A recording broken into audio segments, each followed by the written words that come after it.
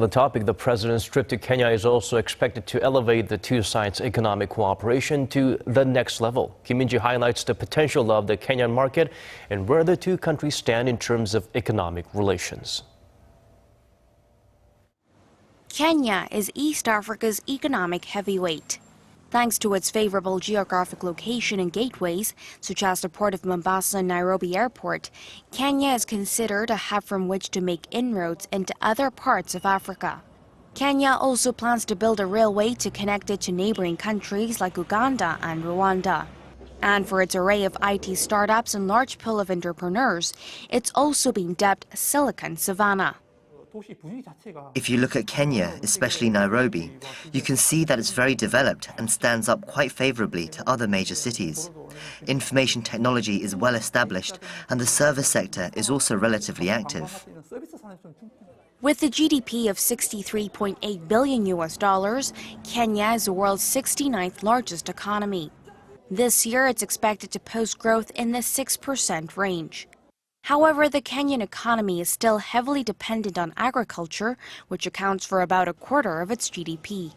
As part of efforts to become more globally competitive, Kenya is pursuing a mid to long-term plan to achieve annual growth in the 10% range through 2030 by fostering 6 key areas, including tourism, IT, and finance, as well as making its political system more efficient.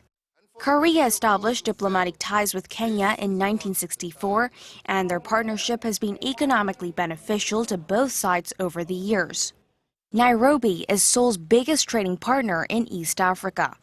Korea's main export items to Kenya include cars and synthetic resins, while Korea imports copper and food from the African nation.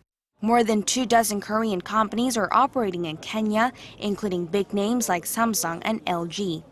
And with the East African country pushing ahead with infrastructure projects, as well as establishing industrial complexes, more business opportunities are springing up. But as promising as it sounds, Korea isn't a front-runner. Korea is late, very late.